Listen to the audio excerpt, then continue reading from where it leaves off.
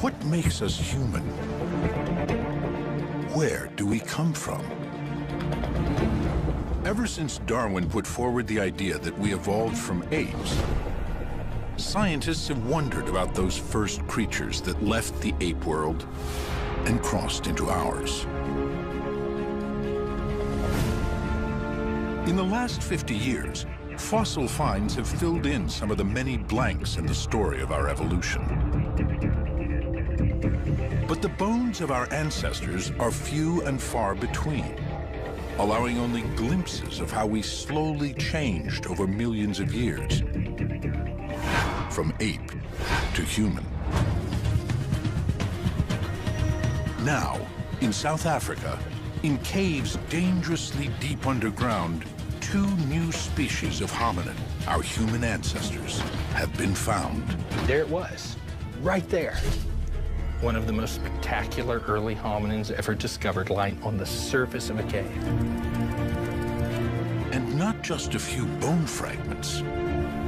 It's everywhere. Here, there are thousands. It's just absolutely incredible, the amount of bone that's coming up. Ah, beautiful. The first thing that came through my mind was Howard Carter's anecdote about opening Tutankhamun's tomb. It was Lord Carnarvon in the back saying, you know, what do you see? And Carter says, things, wonderful things. I'm gonna give this off to John. Yes. We have found a most remarkable creature and a most unexpected one. So we need a new kind of language to talk about this. These bones could finally bring our past into focus. What story will they tell about how we became human? A new light shines at the dawn of humanity. Right now, on this Nova National Geographic special.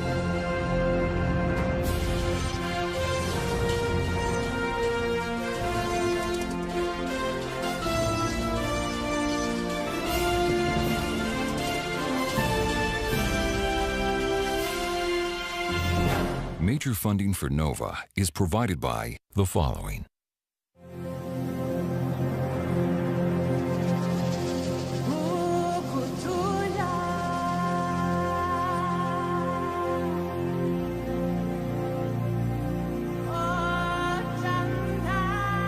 The high plains to the northwest of Johannesburg have been called the cradle of humankind.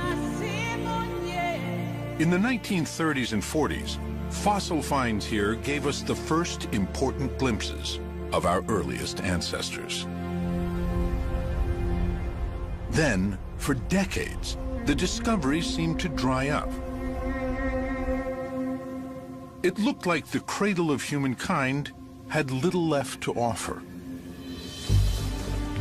Go get him. Good luck. Happy hunting. But now, from deep caves in the cradle come 2 new discoveries that could reshape the understanding of our ancient past. What is it? It has teeth. It's so solid. There aren't just hundreds of bones. There are thousands of bones. I had never seen or dreamed of anything like the richness of this site.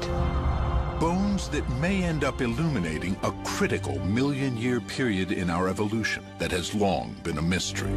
There's a big gap in the fossil record with only a few little fragments. The fossil record suggests that in that gap lies the dawn of humanity, the birth of the genus Homo. It's perhaps the least understood and most important episode in our evolution.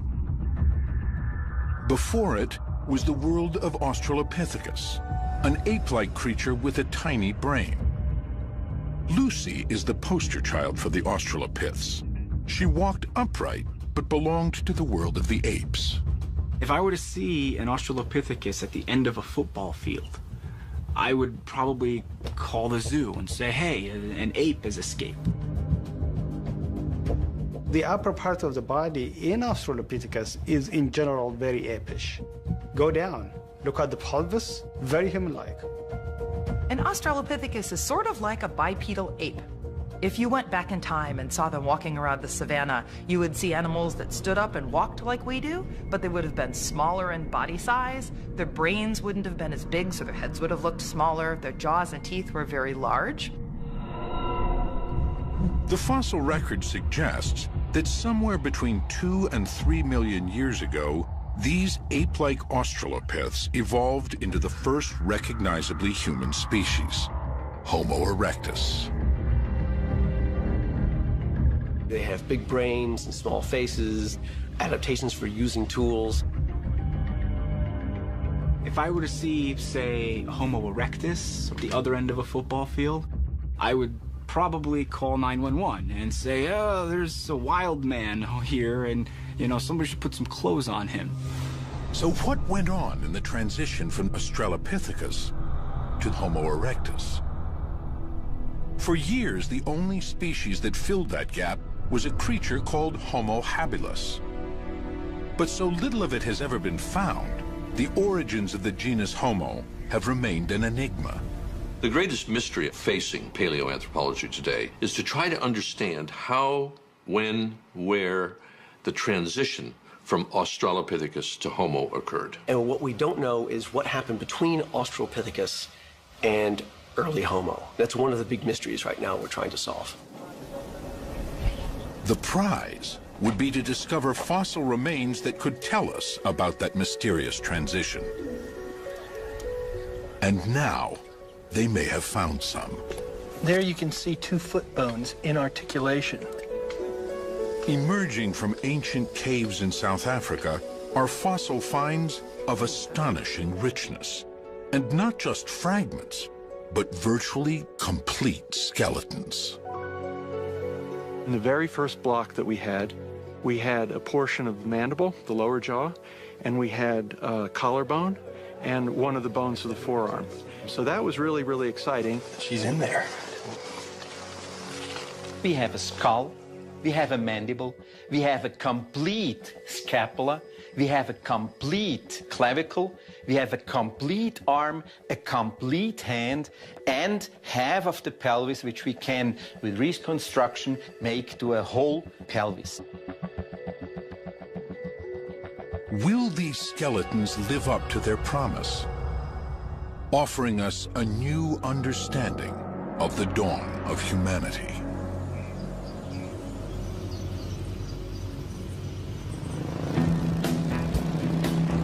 In August 2013, South African Pedro Boshoff was out of work. He had been a soldier, a prospector, an adventurer, and even a part-time student of human origins. Now he wondered if he could earn some money doing what he loves most, fossil hunting. Towards the end of August, I approached Professor Lee Berger asking if there would be the possibility of a position at faculty with him. Pedro Boshoff came into my office and said, you know, I need work, I need to, and I have the same belief as you that there's more out there.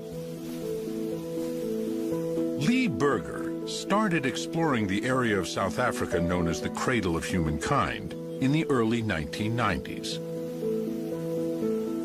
After 18 years of searching, he had found only a few isolated fossils.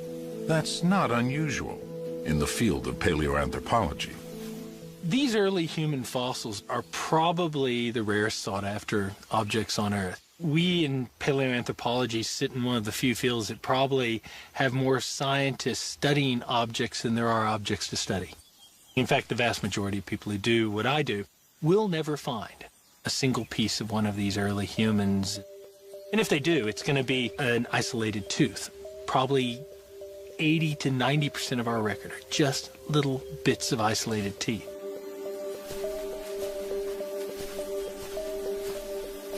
Just to the northwest of Johannesburg, the cradle of humankind is riddled with limestone caves.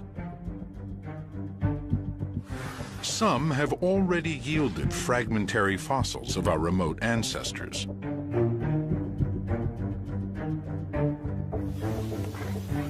Lee was convinced there were more discoveries to be made. I'd known Pedro for 20 years. And I said, you know, go out there and list your caving buddies, get underground, and see if you can find something. And so I bought Pedro a motorcycle so he could move around out here. Basically, what he wanted me to do is to go through the cradle area, locating and finding fossils. So I sat, as I often do, on a rock, and I contemplated how I'm going to approach this. And then it dawned on me, I'm part of a caving society, having caved in this area for years. And in that, I found Rick and Stephen.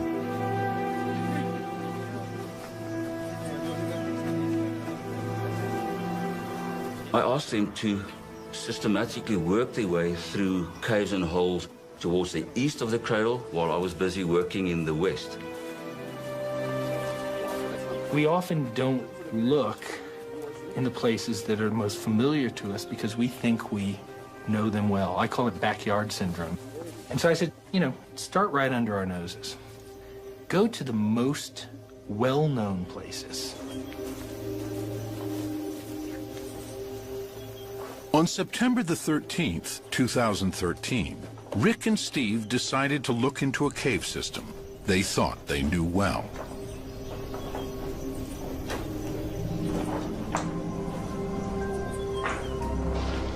It's called Rising Star.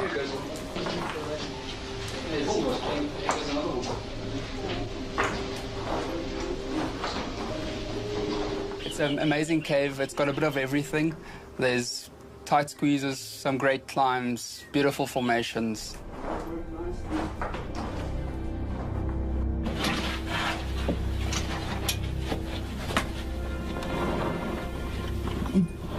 Rick and Steve headed deep underground.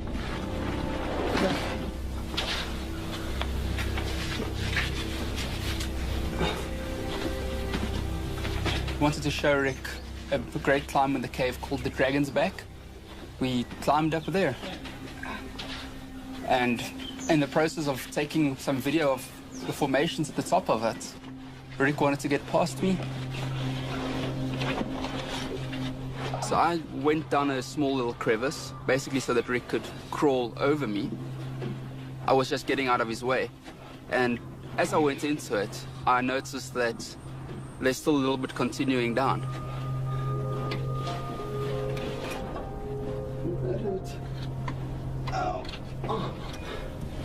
Once in the crevice, Steve realized there was nothing below his feet.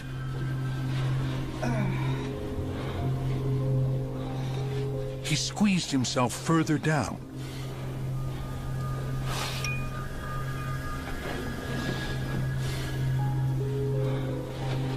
Every time you go down, it just goes a bit further and a bit further and a bit further down. You squeeze your body in so that you don't slip, and you feel around for a grip.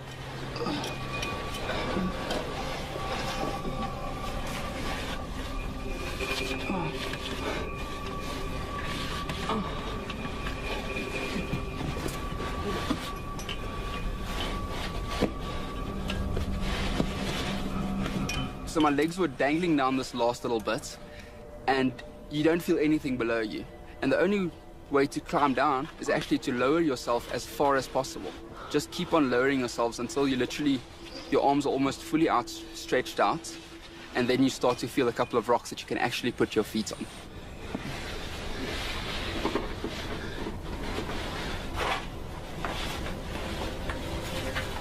He emerged into a hidden chamber.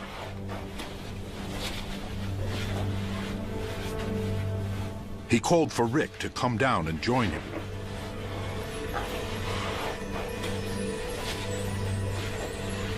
They could see massive rock formations above their heads.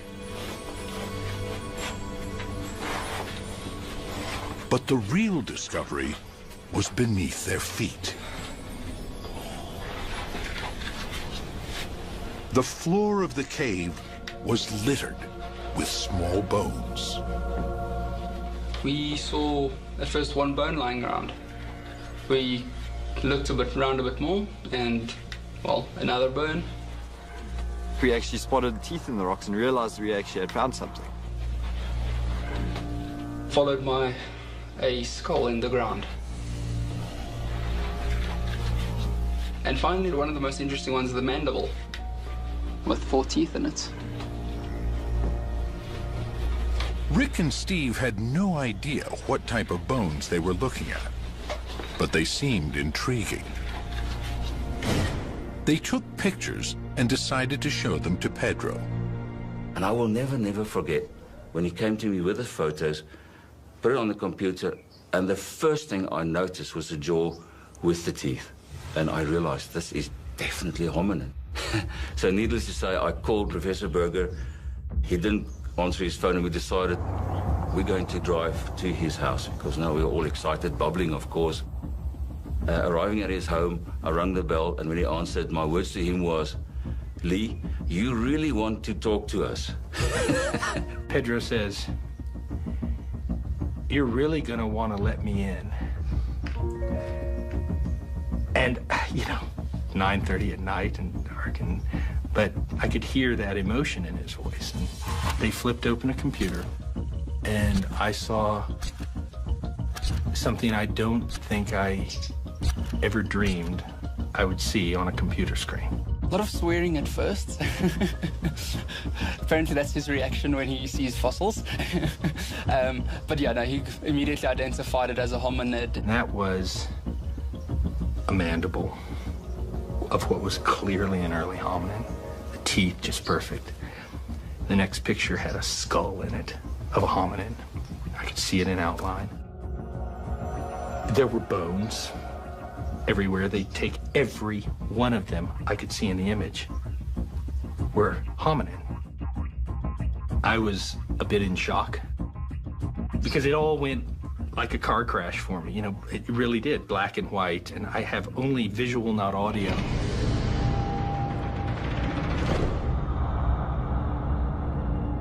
Hominins are all creatures in the human evolutionary line, including Australopiths, Homo erectus, and us.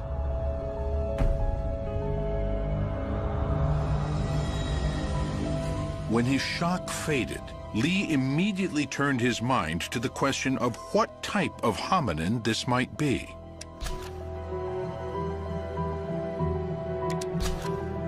From what he could see, Lee thought it was a single individual. Probably one of those Australopiths that came on the scene some 4 million years ago.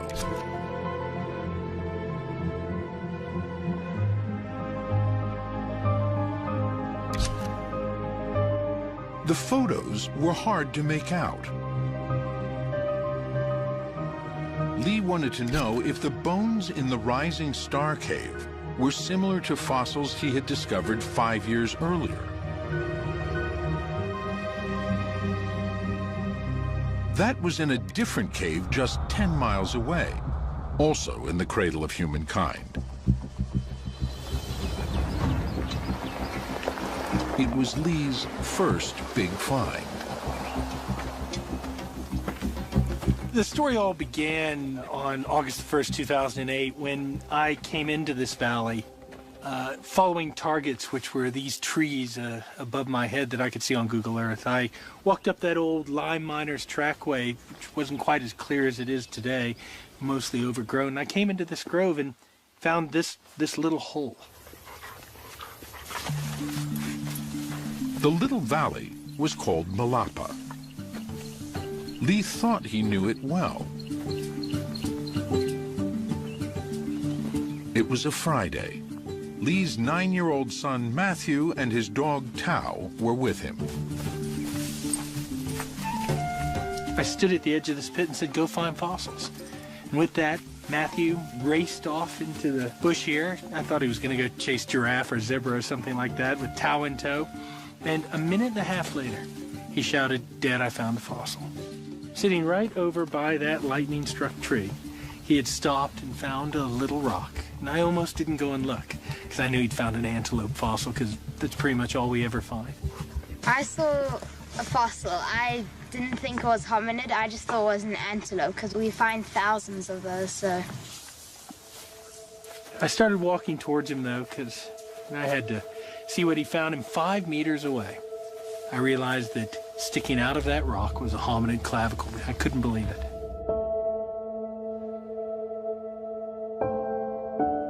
I took the rock in my hand and I was turning it, trying to think what else this could be. And as I turned the back of it over, there sticking out of the back was a mandible and a canine. And that's when I realized that an extraordinary thing had taken place. After almost 20 years of searching in the cradle of humankind, Lee finally had a major discovery. He had his son to thank, but also a crew of Welsh miners who had come through the valley 100 years ago. And they'd come through this area looking for limestone to build Johannesburg. And they would blast these caves apart looking for that rich, white, pure limestone, and they'd burn it and make cement out of it. In the 1880s, Johannesburg was a gold rush town, little more than a collection of shacks. But it sat on some of the richest gold seams ever discovered. As the gold kept coming, so did the gold prospectors. The town grew, and construction crews were desperate for limestone, essential for cement and gold processing.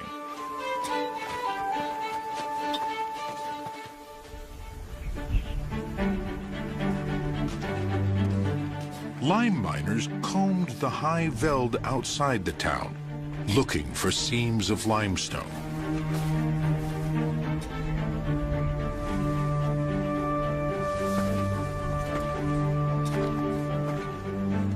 Although they likely didn't know it, these seams concealed remnants of ancient cave systems and were full of fossils.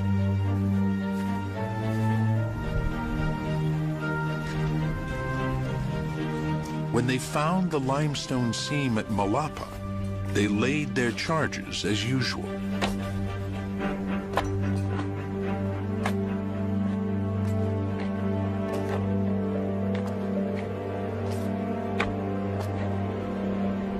They came in here and put in 3, at the most 4 blasts. One right below me here, one over in the side, one over there that I can see.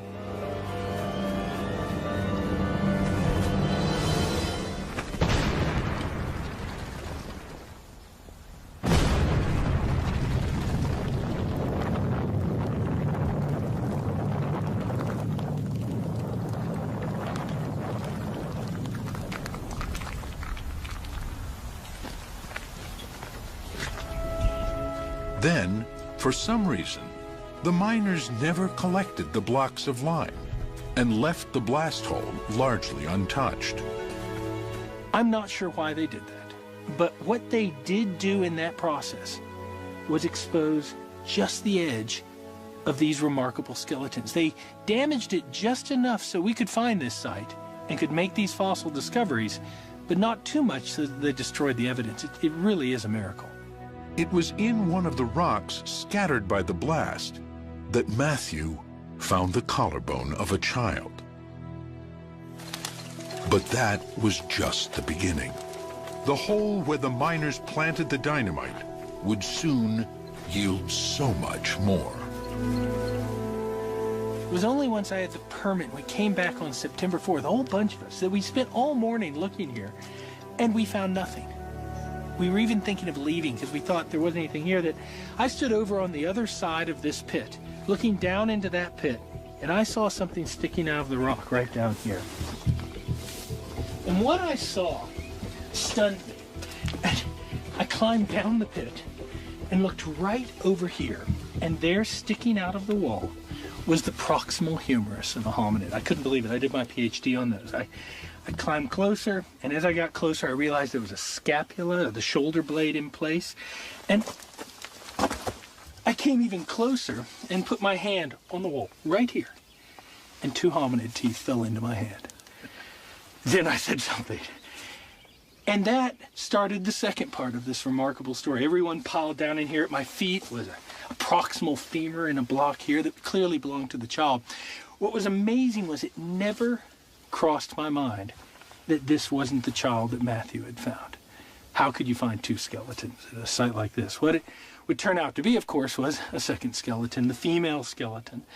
The child would be laying right here, just lying in position here, and it would turn out that there were other skeletons here. There's one sitting over there. There's a baby just above me here, and who knows how many are in front of me here.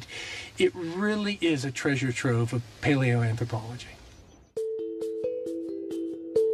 One by one, they took out blocks of stone they thought might have hominin fossils in them, remnants of our ancient human family. The blocks were all taken back to the University of the Witwatersrand. At the medical school, Lee's wife, Jackie, a radiologist, ran the blocks through a CT scanner, allowing the scientists to peer inside. Higher. There you go. Okay, that's good. Yep.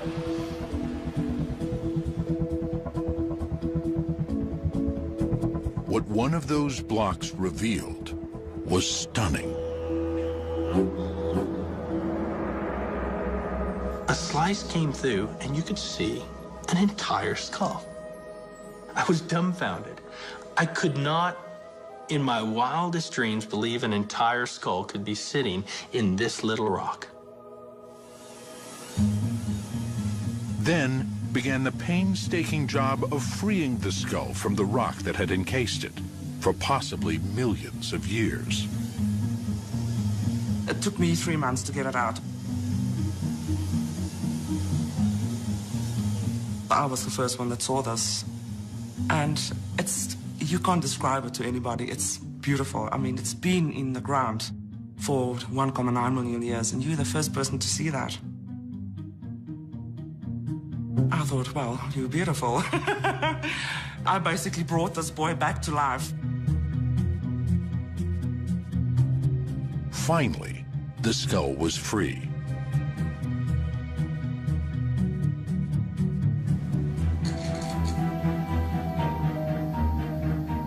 Its small brain and forward-projecting face made it clear that it was an Australopith.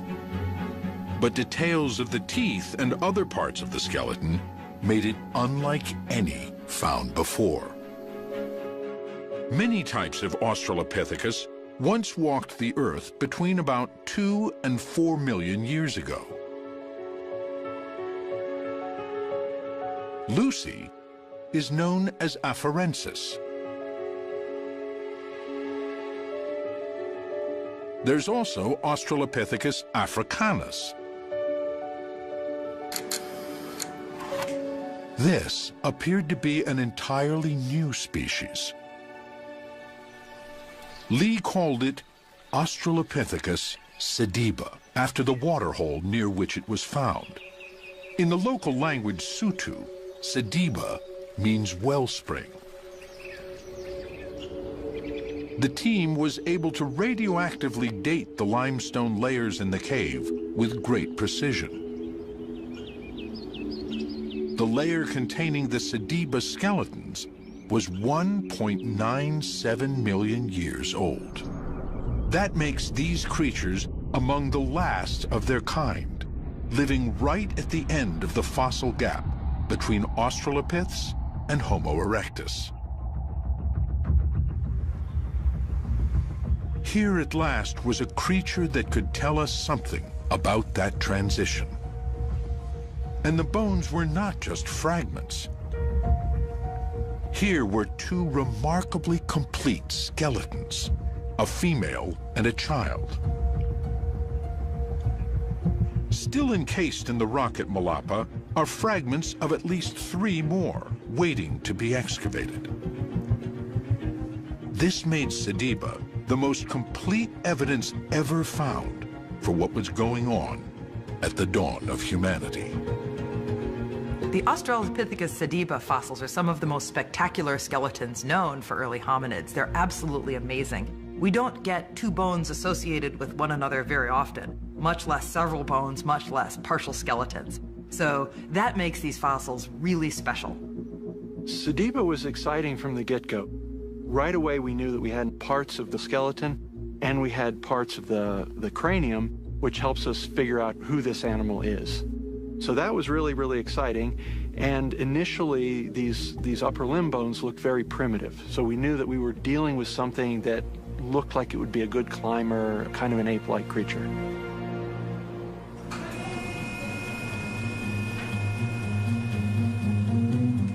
Peter Schmidt's job is to reconstruct Sediba's skeleton.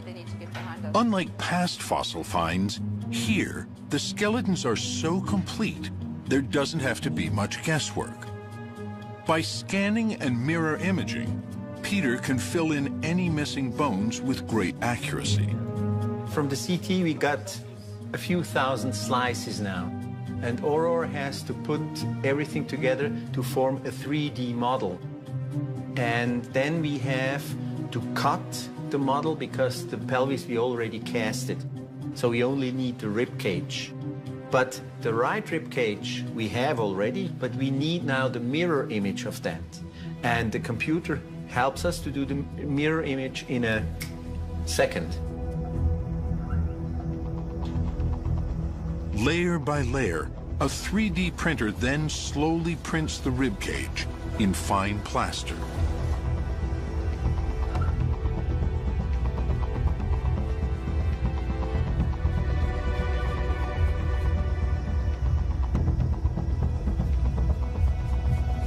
Ah, beautiful. Finally, Peter has assembled a complete skeleton. It's highly unusual. All Australopiths are a mix of ape and human, but Sediba has a unique mosaic of features scientists have never seen before in the same creature. The arm is very long, like in a chimpanzee, but the hand is with short fingers and a very long thumb, like a human hand, which was never found until now, because this is the most complete hand ever found in this period. Job Keeby, who was with Lee and Matthew when they discovered the skeletons, has been working on the Sediba hand. He's found an unusual combination of ape and human features here, too. What's special about Sediba's arm and hand is that we know Sediba has a very long arm, which is more chimp-like. But Sediba has a very human-like hand. For example, Sediba has a thumb which is longer relative to the other fingers, which indicates a human-like condition. Sediba's hand, with its opposable thumb and forefingers, is so human that it could have been a tool user. But since no tools were found, that remains only an intriguing possibility.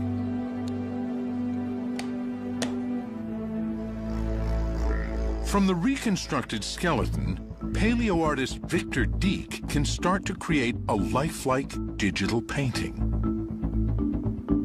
By virtually applying tissue thickness markers carefully calculated from the known facial tissues of living primates, he can build up a realistic impression of Sediba's face.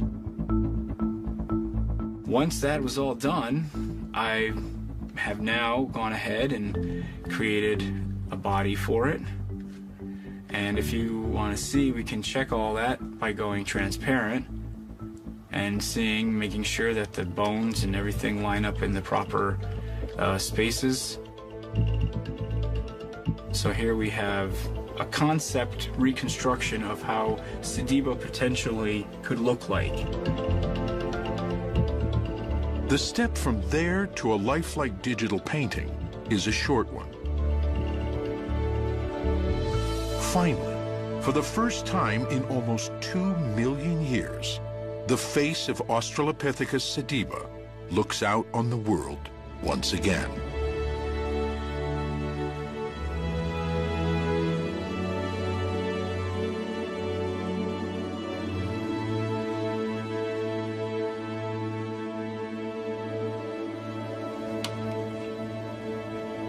But the true revelations will come from the bones themselves. Because they are so well preserved, these fossils will give scientists unprecedented insights into the lives of these ancient creatures. Everything from what they ate to how they died. Such details might help explain the Australopith's transition into our genus, Homo. They might also prove or disprove a highly influential theory about the dawn of humanity. A theory inspired by the very first discovery of an Australopith fossil.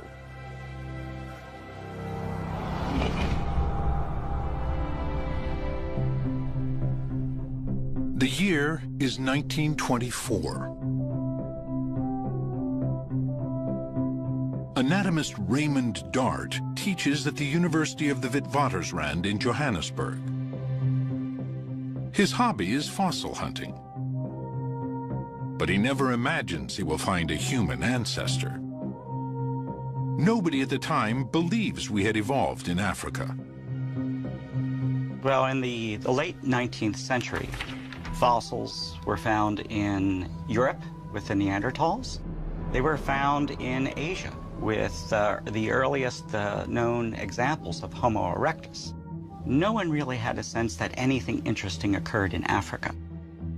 Darwin and Huxley predicted that our origins would be in Africa based on comparative anatomy. You know, they looked at the skeletons of chimps and gorillas, and they looked at ours, and they went, well, they're so close to us, and they're more close than anything else, so it must have been in Africa. And then the sort of second generation of evolutionary biologists shied away from that. They started to find fossils in Europe, they started to find fossils in Asia, and of course that tied in very nicely with sort of racist, imperialistic thoughts of the day. They couldn't abide the thought of it being in Africa. In late 1924, Raymond Dart receives a package. He sees it's from the mining town of Tong in South Africa's Northwest Province. And in that box is a fossil. And this is a game-changing fossil.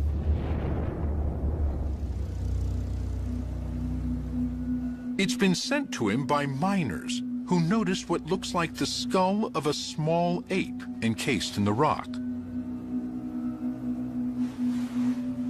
Dart is fascinated.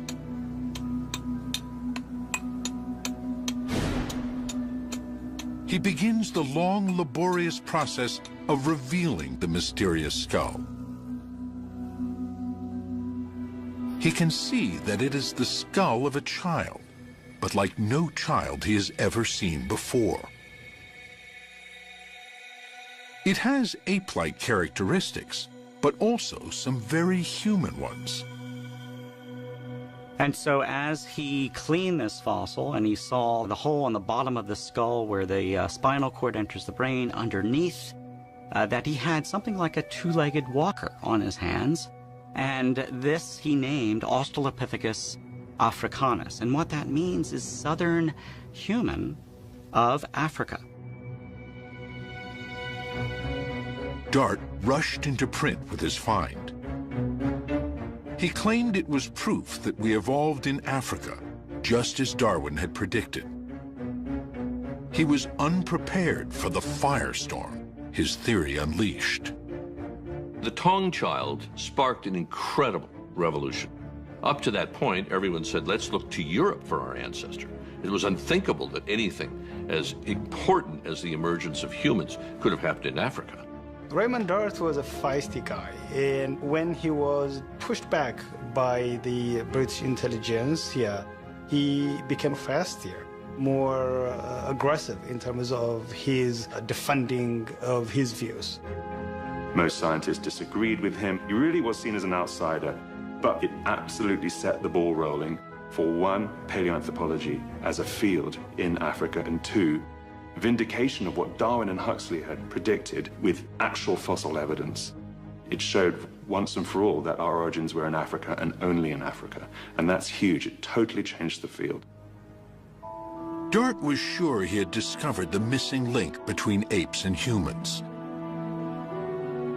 But it wasn't enough to know what they looked like. He wanted to know how they behaved. What sort of creatures were they? He understood that these great questions about our ancestors were also questions about ourselves. The reason we're interested in our own ancestry, I think, is the reason that you or I want to know who our parents were and who our grandparents were or great-grandparents were. Because somewhere in us we realize that there's a little bit of them in us. And so to understand the quirks of our own behavior and why we do things, if not just why we look the way we do, comes from that ancestry. Paleoanthropology is just that in deep time. We're looking way back. And so we're looking at the things, the sort of little bits and pieces that drive why humanity is like it is today. Raymond Dart was building a theory about how the Australopiths, our ape-like ancestors, became human. His ideas about the dawn of humanity were the touchstone for thinking about our origins for generations. In the 1940s, more examples of Australopithecus began to be found. And a key site not only had fragments of Australopithecus, but also the bones of many other fossil animals. And Dart noted that these bones were broken in a special way. Dart became convinced they were weapons made by our primitive ancestors. Was this the key to what first made us human?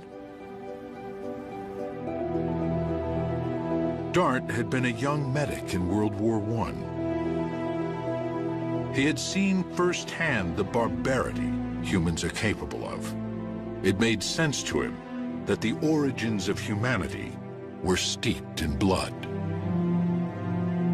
Raymond Dart's experience in the World War may have colored his interpretation of what these bones and teeth meant.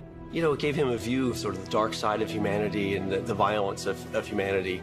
And he came up with this idea that Australopithecus had figured out that bones and teeth were hard and could be used as weapons to kill other animals.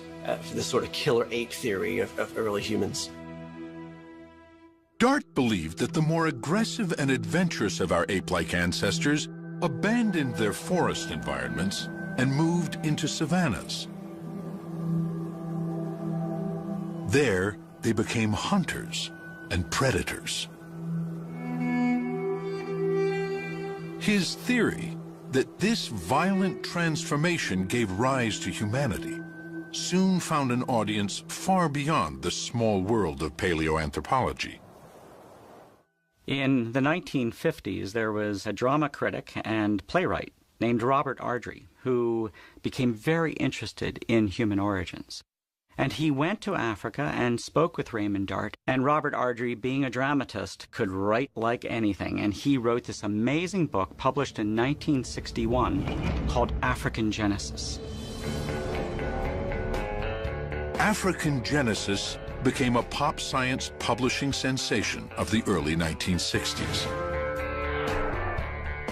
Ardrey's ideas, building on those of Raymond Dart, helped frame public debate about the dawn of humanity for the next 20 years.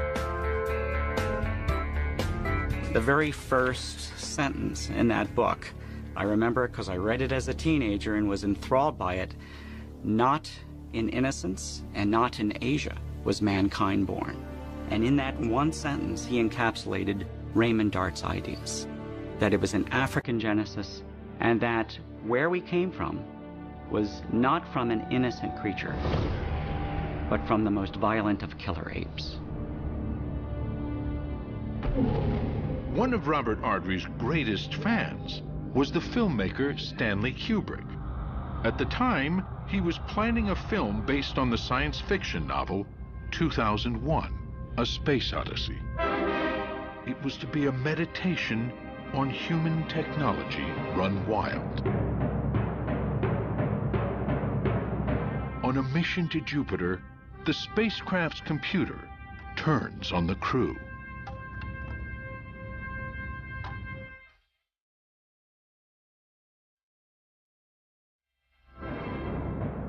the beginning of the film, our ancestors discover the first technology.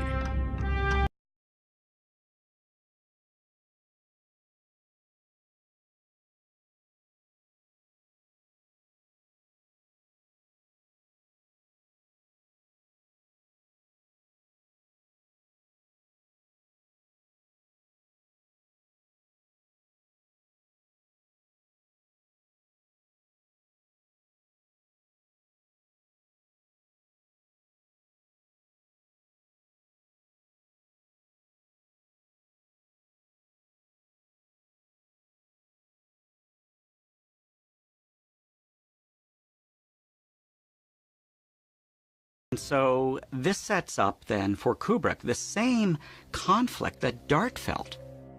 For Dart, that first weapon explained the emergence of human beings, while at the same time it explained the atrocities of the 20th century.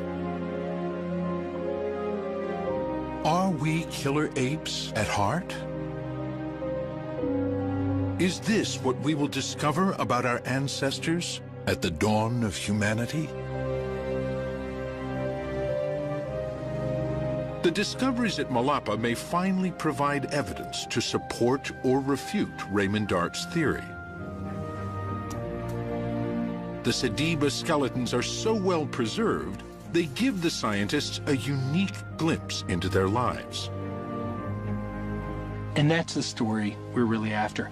How did these individuals really live out there in the environment? What did they do on a daily basis? Whether they were so-called killer apes or not can be seen in what they ate. The first direct evidence comes from their teeth.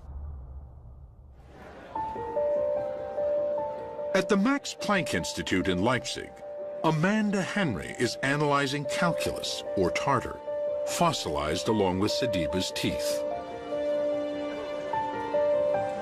Calculus is what happens when the bacteria in your mouth form a film on your teeth. So it's this very thick, layered, heavily mineralized material that forms around your gum line and on all sorts of surfaces of your teeth. And as it forms, it traps bacteria and proteins and remnants of your food inside. Just like the tartar dentists remove from our teeth, the calculus from Sediba's teeth provides a snapshot of what they were eating. So once I have the calculus here in this little powdered form, I'm going to dissolve it in a little bit of a weak acid. And then we're going to rinse that acid off, and hopefully what we'll be left with is micro-remains with this mineral matrix removed. And then we'll look at that under a microscope and see if we can identify what was in the calculus. Amanda can see what Sediba was eating when she discovers phytoliths, the microscopic remains of plants. Well, this is a phytolith that we recovered from the calculus of the Sediba individuals. And we have a couple of examples here, all from different plants that this individual ate. Here, at last, is evidence that will help support or disprove Dart's theory. Well, this is the first time that we've had direct evidence of the kinds of foods that any Australopith ate. We've had proxy information before, we've had sort of vague categories where the food's harder or tougher, but this is direct evidence. That's exciting. What Amanda can see trapped in Sediba's tartar are microscopic remains of many different plants. We have phytoliths from grasses. We have phytoliths from the bark or woody tissue of plants, and we have phytoliths possibly from fruits. So all the evidence suggests that the foods that this individual was eating were coming from closed forested regions. So eating fruits, maybe chewing on stems, eating the grasses that are growing in that area. The tooth evidence from Sediba indicates a diet very similar to today's chimpanzees. While they may have eaten some meat, there's little to back up Raymond Dart's theory that they were killer apes.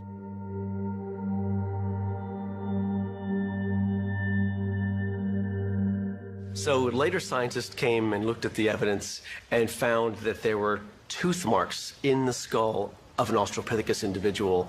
And that was just really compelling evidence that Australopithecus, maybe instead of being the predator, was the prey.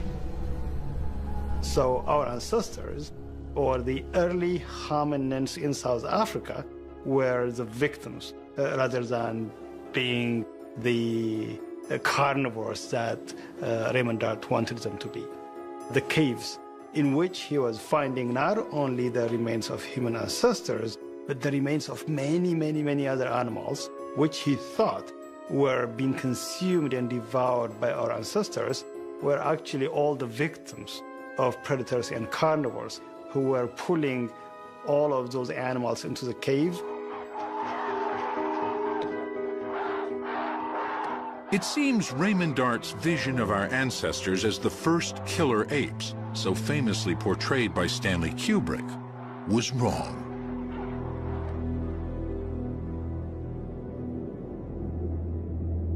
The Sediba's skeletons are so well preserved, they offer the team a chance to investigate not just the lives, but the deaths of these individuals.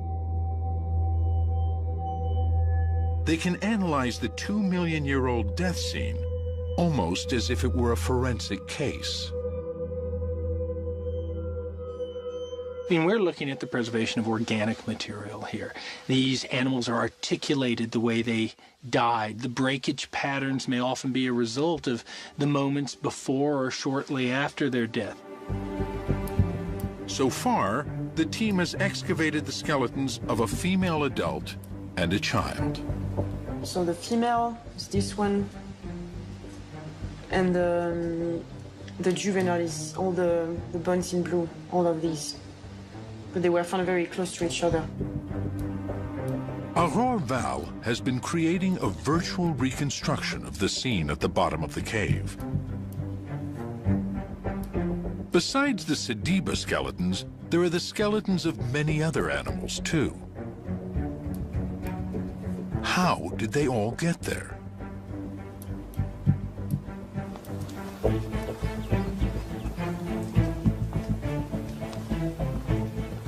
Two million years ago, Malapa was a much deeper cave. Landscape erosion has reduced it to a small depression in the ground. But when Australopithecus sediba was around, it was a cave system about 90 feet deep. Imagine a vertical shaft going up. There's probably water dripping down, roots hanging down. Right here is the curled up body of the female. Lying right there is a child's body, the 13-year-old boy. There are other animals all being eaten by bugs and going through the usual process of decay. This reconstruction shows the Sediba death scene in great detail. Now, the team want to know how all these creatures died. Were they dragged in by predators, or did they fall? The man to answer that question is Patrick Randolph Quinney. He's an eminent forensic anthropologist, more accustomed to working on murder cases and mass graves. I'm involved in looking at homicides, involved in looking at the forensic identification process. So unknown remains, giving them back their identity and their name. That's what I do for a living. The skull of the child is the first piece of evidence. This is this fracture here. And it's a fracture that's actually separated part of the body of the jaw, and it runs up through the tooth. And basically, if you're in an impact, you jar your teeth together, and you create compression on the tooth row, and that provides force, or generates force, which goes down to the tooth roots. And what this has done is actually split part of the corpus apart. So it's actually damage consistent with, effectively, an impact on the jaw, and the energies come from the teeth out into the bone around it. And that only happens mechanically with fresh bone. So this individual was still functioning skeletally when this happened. The mandible fracture is a green fracture that happened when the bone was fresh, at or around death. It would be consistent with a fatal fall. The fractures to the forearms are even more telling. Then if you look at MH2, she's got a fracture that runs through the body of this joint, where it articulates in the elbow with the humerus, with the bone of the upper arm. There are also other fractures associated with the wrist in this portion of the ulna and this portion of the radius. And we've actually got fractures in the scaphoid and the trichettal bone in the wrist as well. And what this appears to indicate is that putting your hand out to stop yourself. This seems to be good evidence the individual was alive when she fell. The cave at Malapa was probably a death trap. Were they searching for water and lost their grip? Perhaps they were trying to escape in terror from some predator. Whatever the reason, they fell and died either immediately on impact or soon after.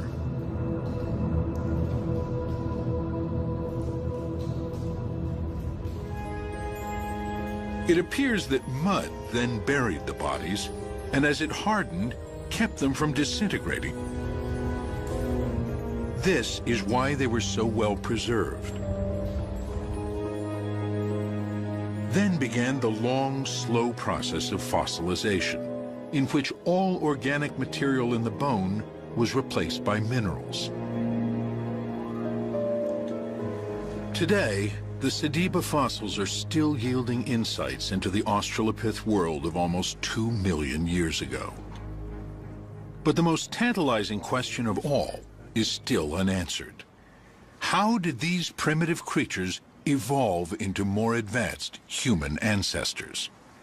To find out, scientists need to find perhaps the most elusive fossils of all, the first members of our genus Homo. For decades, the only fossils that came close were the fragmentary remains of a creature called Homo habilis, handyman.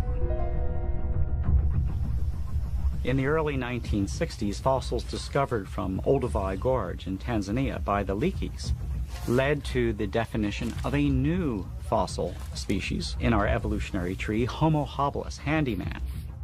And what was significant about that is that stone tools were connected with what Leakey proposed as the first human, a member of our lineage, the genus Homo.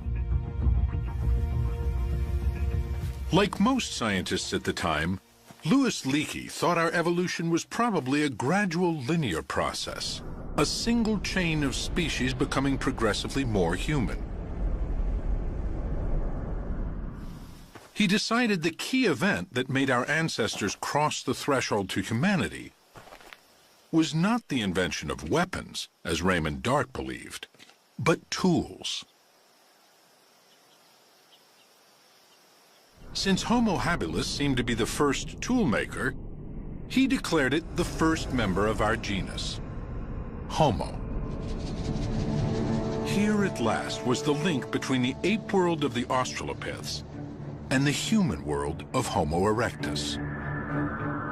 So there was always this gap between Australopithecus and later members of the genus Homo, like Homo erectus and Neanderthals, and we didn't really know what species in that gap would have looked like. And then along in the 1960s, along comes Homo habilis, and it's slightly bigger brained, it's probably a bit more bipedal, and of course it had these stone tools associated with it. And it was argued very strongly to be a contender for early Homo, and it was instantly controversial, and it's still controversial to some people today. It's a bit of a mess. Because it became clear, probably in the 1990s and moving into the early 21st century, that Homo habilis, we really didn't know what that was. One of the main reasons for classifying it as human was that it was found with tools. But that is now looking less like a defining characteristic of the genus Homo. We now know that even the more primitive Australopiths had the capacity to use stone tools. Zariah Lemziget, who discovered a 3 million-year-old Australopith called Dakika Child, has found what he believes to be evidence of stone tool use in the same period. If you were defining Homo habilis as a tool maker, tool user, then what do you make of it when you see that Australopithecus was doing the same thing? We know that there is rudimentary stone tool use, not stone tool, but stone use among living chimpanzees. The confusion surrounding Homo habilis has grown. It's been compounded by the fact that so little of it has ever been found. Colleagues have said, you know, if you had a shoebox, you could put all those fossils that might be early members of the genus Homo into it and still have room for a good pair of shoes. With so few fossils to go on, scientists had little they could say for sure about the first members of our genus, Homo.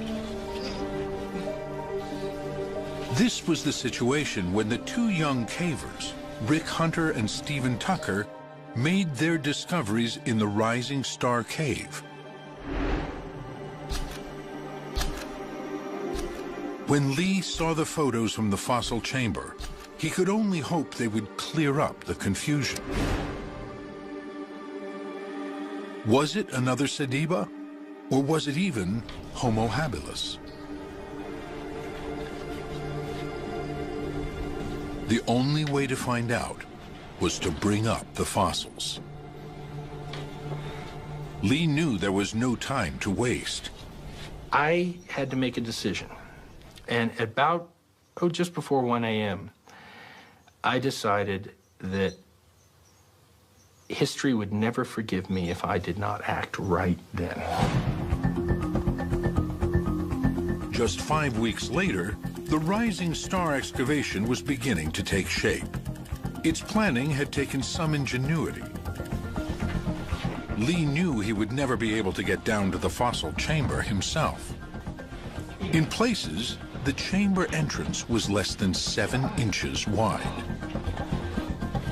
I put a call out on Facebook saying, I need skinny scientists who are not claustrophobic, who are cooperative, who can work together in a dangerous and difficult environment. And I need you available by the 1st of November. I saw Lee's Facebook post, actually, and on a whim, I applied for it, and the next thing I know, I got asked to interview, and from there, just things started happening really quickly. I saw a call that came out on Facebook from Lee that was looking for skinny scientists, skinny paleoanthropologists that weren't claustrophobic and that would be able to fit into a slot that was about 18 centimeters. And that was very intriguing. I didn't say what had been discovered. I didn't say anything about what I thought it was. They only knew it was me in South Africa, and it was clearly underground. I thought I'd get 3, 4, 5 applicants. I really did. I mean, how many people in the world could be qualified and fit that criteria? Within 10 days, I had 57 qualified applicants from all over the world, most of them women. One morning I woke up and there was a call for tiny, experienced archaeologists from Lee Berger, and I thought, that's me. I received the Facebook post via a friend who saw that it was an ad for a small archaeologist with caving and climbing experience, and she said, that's you. I'm almost finishing a PhD in physical anthropology, osteology, so this is my area. I'm an archaeologist, so I can study up quick on the paleo stuff. I'm a PhD candidate specializing in evolutionary biomechanics, so more on the paleoanthropological side of things. It really seemed perfect. In fact, when I read the call out to my husband, he said, well, they might as well have just written Marina is wanted over here. The Rising Star expedition was to be a new kind of paleoanthropology, tailor-made for the age of social media and the internet. I held Skype interviews, and I did a few things in that. the 11 people I'd shortlisted out of this spectacular list of applicants. Lee explained a little bit about how the cave was found and shared with us some video footage and the initial photographs that Steve and Rick took. And he told us about the conditions of traveling into the cave. So, you know, he wanted to make sure that we really knew what we were getting into.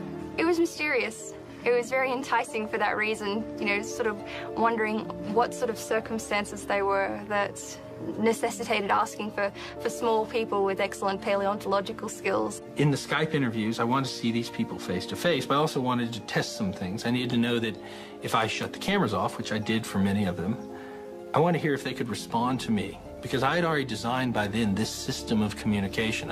I knew I was never going to, I will never set foot in that chamber. Then maybe a day after that, I was told I was a go. It was so fast, so fast. And sent off emails saying, congratulations, pack your bags, expect to be here in the first week of November. Then I got the email that said that I got it. And characteristically, I bust out crying. And just kept reloading my email to make sure, refreshing it, just like, really, it's really there, it's really there. And I screamed so loud. It was a very quick process. The ad went up and then the interviews happened the next week, and found out a day later that I was accepted to the project, and all of a sudden I was rearranging my schedule and waiting for the plane tickets and packing up and reading quickly of everything that I needed to know, and so it was fast and furious getting ready for this. My brain was just like a flurry. It was like an explosion of glitter and confetti. It's everything. It's like every best birthday and Christmas and Hanukkah and Kwanzaa, and it's everything all at once. I figured if he thought I could do it, if Lee thought I could do it, then I could do it. I had no illusions that this was going to be easy. Nothing like this had ever been done, certainly in the African context, I knew, and perhaps ever, anywhere. And I knew I had to have everything from medical support to safety support to the design of the infrastructure underground and above ground and all the things that go on with a scientific expedition.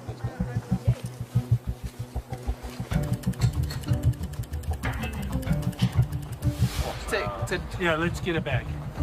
As the camp was set up, Pedro, Rick, and Steve readied the cave for the excavators. Preferably a caving bag. Green, yes.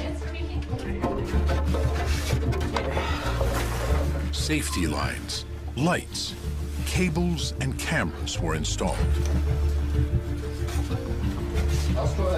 The possibility for accidents was ever present.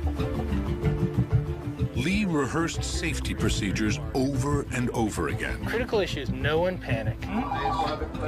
Yes, we see him. A command post was set up, from which he could watch virtually every part of the cave. I really began to get a feel for what I was putting these young women into as the cavers who were laying over 2 kilometers of cable. And I think they were terrified, and I was terrified. They were still untested. We took them through the caves, testing their capabilities in this system. And so we reached the 10th, which was my intended day of going in, and we tested systems. Everything worked. It was a little sloppy, but it worked. We tested safety. It all worked. And by the early afternoon, we were ready. You'd be surprised. I'm actually a person, a gentle soul. Is it weeping in the corner like a golem? Yeah. Marina, Becca, and Hannah have been chosen to go down first.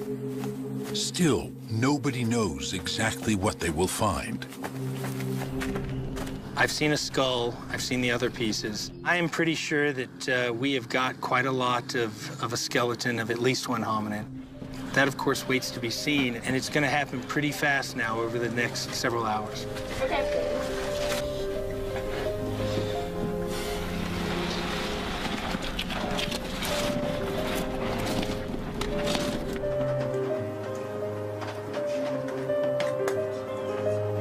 Anxiously watched by Lee and the team in the command post, Marina, Becca, and Hannah make their way deeper and deeper underground. The descent is difficult. And as I looked down, I thought, oh, you know, I don't know if I can do this. But then once I was committed to go down, it was actually much easier than I was dreading. Just trying to also slow it down a bit because I've got the GoPro running. It was just an amazing feeling to realize how far away you are from everyone up top in the command center, and to just fully realize what you're down there to do. I became a little bit overwhelmed, but then you also have to turn that off in some sense because you're only down there for a limited amount of time and you have a job to do, a very important job to do. Going down the chute for the first time was, honestly, it wasn't as bad as I thought it was going to be. Then you come into a landing zone and there's a hallway to pass through. It's not really a squeeze, but it's a narrow passage to pass through, and then the chamber opens up again.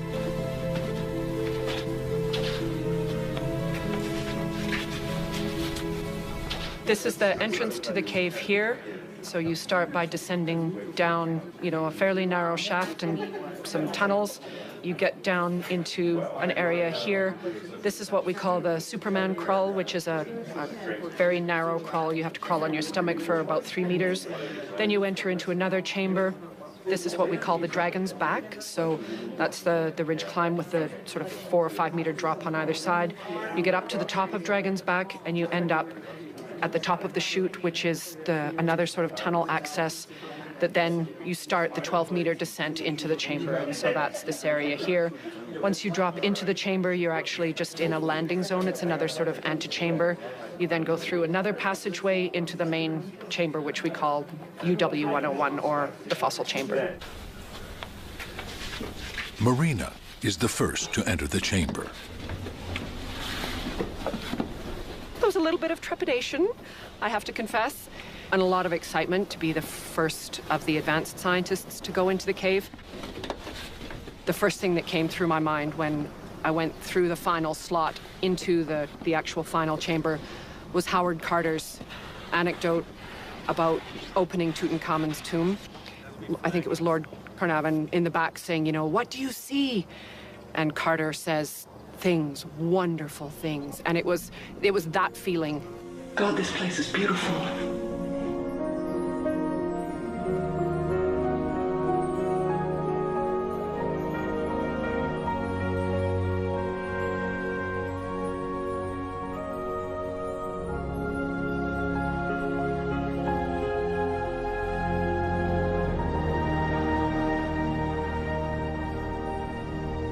First of all, the cave is beautiful, just geologically beautiful. And then you look down, and there was just a sea of bone. And it was obviously just not regular bone. So, yeah, it was amazing. Amazing. And then I saw them enter this chamber. And we got the camera set up, and you could see their feet moving. And it was surreal. She's very careful.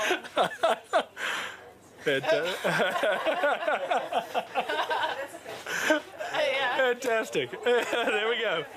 Skull is being flagged. You can see the skull here. She's now flagging the mandible. And then the process started.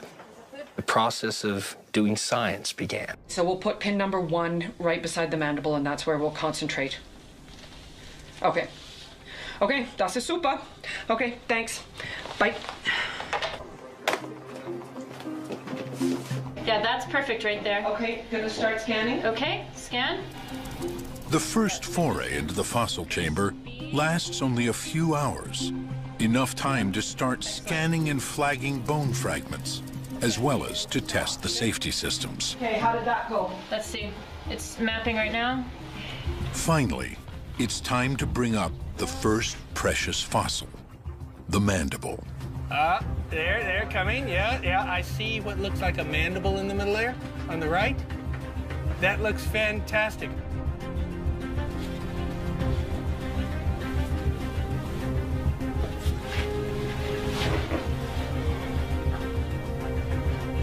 It's Becca who will take care of it on the ascent.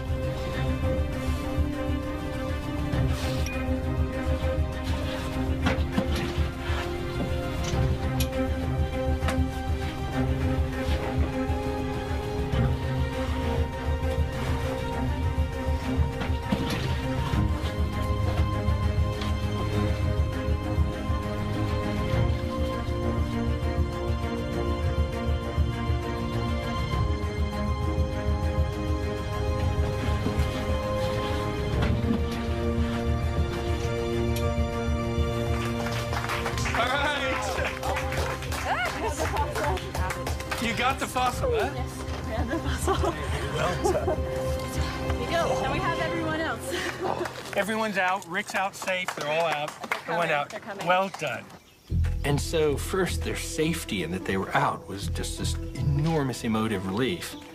And then the sense that they'd actually got this thing. So now I was going to see for the first time what all of this was about.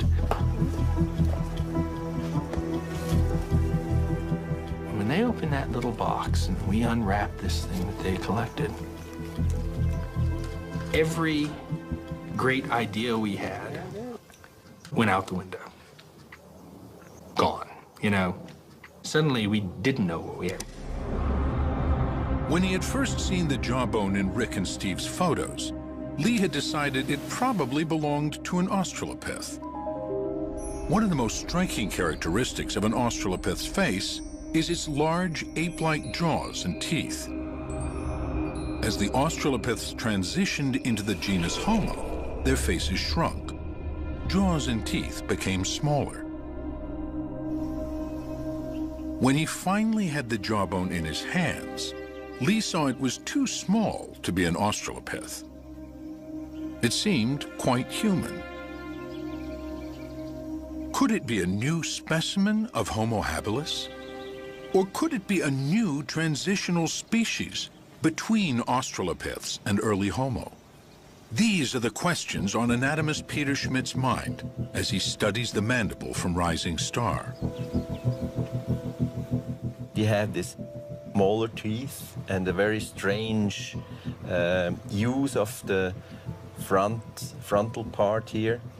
And luckily we got another piece. So with these two pieces we have a hemimandible which is complete, and then we can put on the mirror image and we have sort of outline. Peter can then compare it to the mandible of Homo habilis. I will take this away, and you see this is the tooth row of Homo habilis. You see also that these are massive teeth, but the tooth row is straight and we have a very strong shelf here. The mandible from Rising Star is clearly more curved. It's not Homo habilis, and it's not Australopith. They don't know what it is. This is pure confusion. We don't know what to make of it. We realize all of our preconceived notions have to be tossed aside. We can't go into this thinking it's going to belong in this group or belong in that group. We just have to start from literally scratch.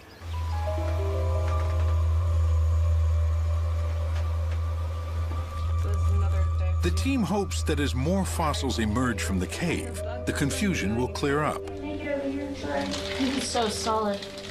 There is reason to be optimistic. Each descent reveals more bones. Where once they thought there might be one individual, they now see evidence of a whole lot more.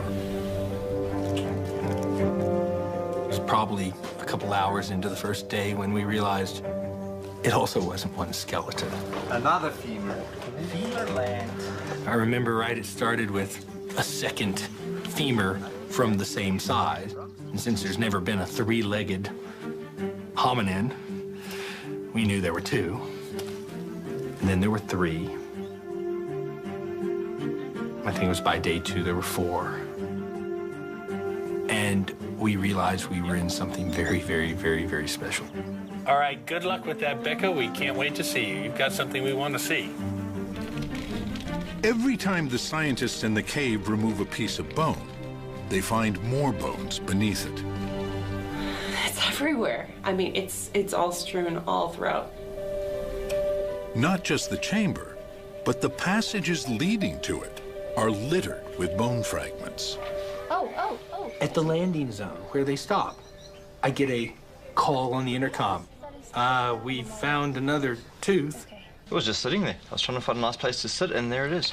It just caught my eye. Rick was sitting there as a safety caver, waiting, and he kicked the dirt, and hominids fell out. You have to pass me up some flags. Do you have enough flags? By the afternoon of day 14 in the expedition, we were overwhelmed. I'd started with one safe to hold one skeleton. Day 3, we had 2 safes. Day 4, we had 3 safes. Day 6, my people were going, we need more safes. Woohoo! Tooth und more. I don't know whether you should hug me for someone finding something in the other spot. Oh, yeah. By day 14, as we would get fossil after fossil, we were getting 40, 50, 60, 70 elements a day. All that was flashing through my mind as I was doing that was that famous scene in Jaws where Roy Scheider is chumming. They haven't yet seen the shark. And he's sitting there chumming, and all of a sudden this gigantic shark appears. And he goes, we're gonna need a bigger boat.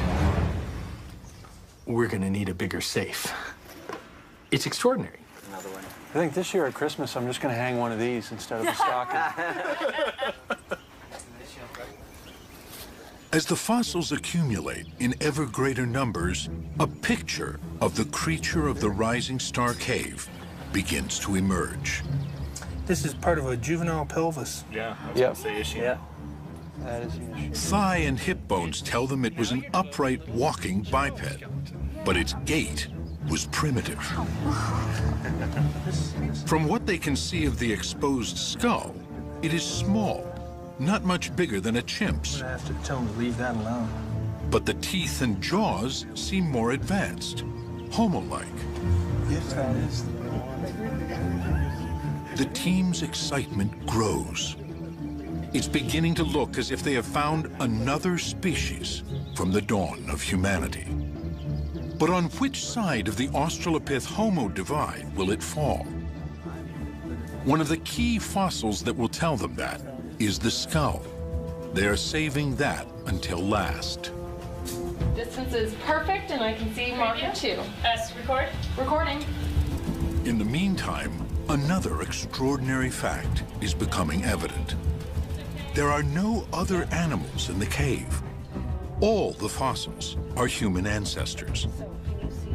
This is unheard of. It was pretty surprising that something completely normal to every other excavation I've ever been in on the continent of Africa, everyone I've ever heard of on the continent of Africa, wasn't happening here. We weren't getting anything else other than hominins. When early hominins are discovered in caves, they're always found along with the bones of other animals that have either wandered in and died or been dragged there by predators. They're mixed with antelopes, generally in huge abundance. Then you get, depending on the circumstance, some carnivores and other bits and pieces and rodents and the stuff that accumulates when things die and are eaten and are dragged into caves. Apart from the bones of a solitary owl, there's not a single other animal in the Rising Star chamber, only hominins. So how did these creatures get in there?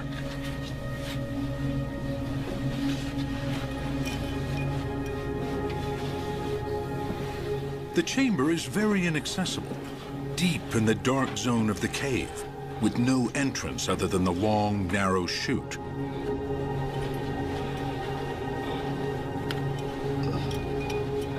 The team believes it likely was just as inaccessible 2 million years ago.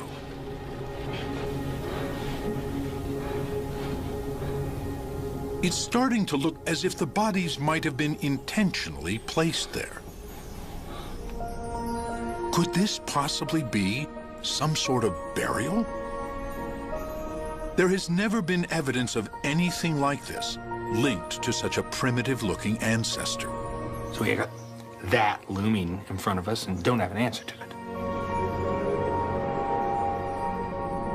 Until now, the earliest known burials are from about 100,000 years ago and a much more advanced form of early human.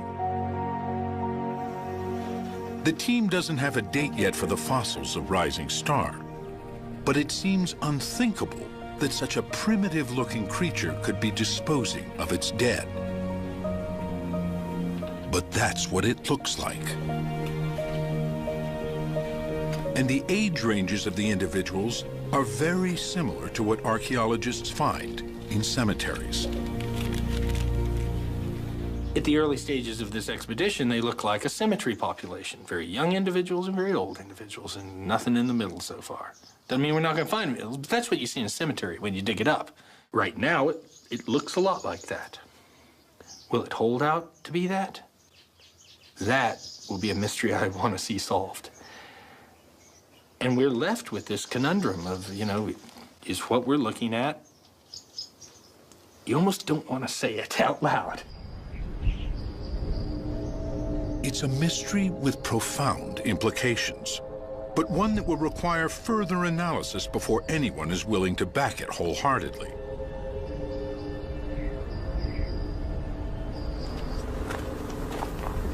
The excavation is now approaching its third and final week. Wow. Perhaps the most important bone has been left until near the end: the skull.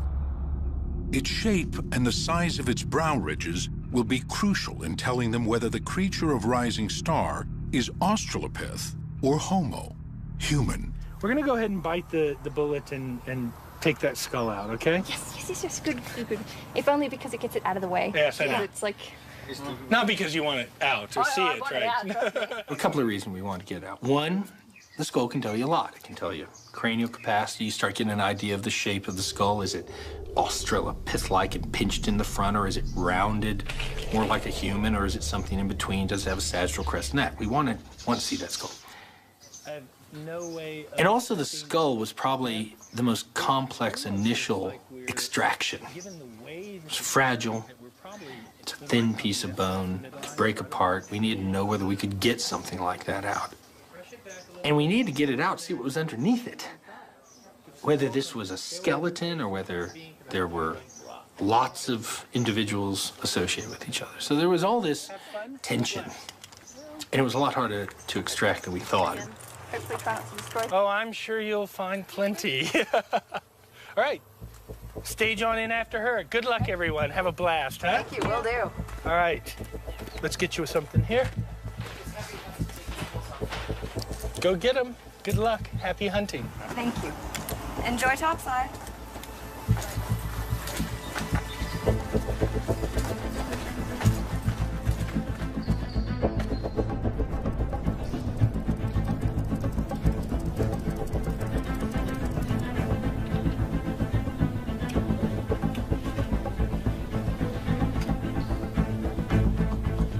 The skull is extremely fragile. The team carefully scans the area immediately around it. And then, I guess that's it. How big? Yeah, those are perfect. Then, they begin the laborious process of removing every tiny fragment of bone surrounding the skull. Oh, we've got medium packs now. Yeah. Finally, they delicately scrape away the dirt to release it. So, we're done for the season.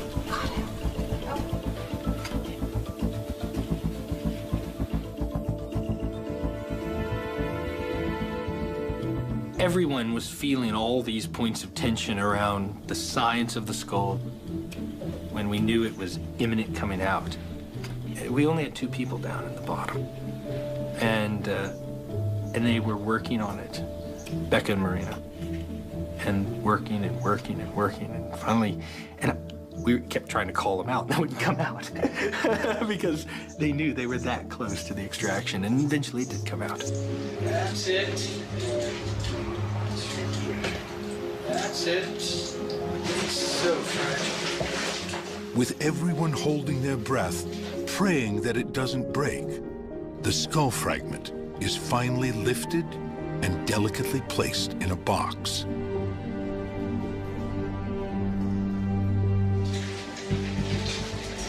That's it.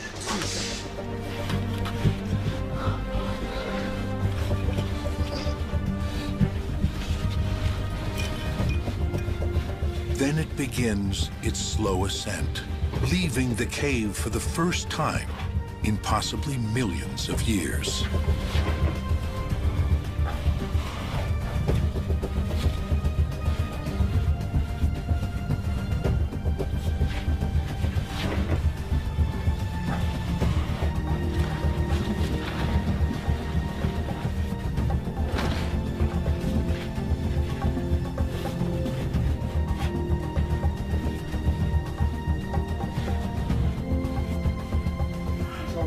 Yeah, that's right. He's holding the box, so he can't do this. He's got to be much more careful than that. Yeah.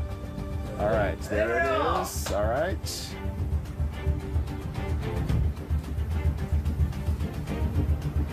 How fantastic. Wow. And all of those scientists piled back in, all of the people who spent so much time and so much energy coming to this moment went back in there. And they lined up in the most difficult places, up the dragon back to basement, where they knew there was a risk that it could get damaged. If dropped, it could get destroyed.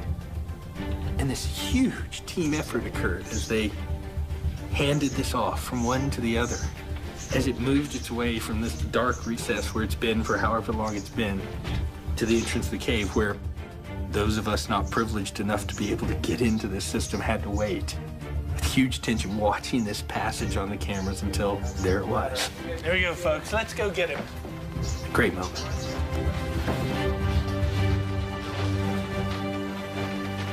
Guys. It's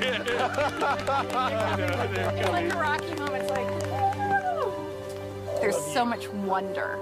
No one's bored, no one's too academic to hold it in. Everyone is just brimming with childlike excitement. Would you hate me if I took this before I hugged you? Please take it. Oh, well done. I don't even want to hug you without me. I'm going to give this off to John. I'm constantly sitting there and stopping myself and going, oh my God, this is like, it's old. It's probably the first time this fossil has seen the light of day or in millions of years. And so I'm continually sort of having to stop and just think for a moment and sort of revel in it. It's the moment everyone has been waiting for. They hope the skull fragment will be the telltale piece to identify the creature of Rising Star as either an Australopith or a member of our own genus. Looking at a left frontal. So it's this part, the orbit, and then part of the brain case just behind the orbit. And that is a very important piece. Large orbital ridges with indentations behind them would indicate Australopith. Smaller brow ridges with evidence of a more rounded skull would say Homo. We do have our genus. We do. We have our genus with that. This is indisputably Homo. Yes, The team's verdict is clear. They have a new member of our genus.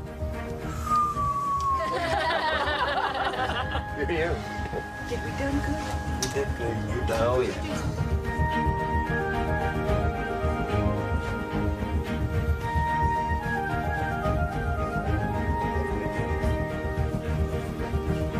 Now the question is, what can it tell them about the mysterious dawn of humanity? We are certain that this is in the genus Homo, our genus, and we are certain it's a new species. And that's where we are right now. The idea that we've discovered a large number of individuals, males and females, young and old, of a new species in the genus Homo.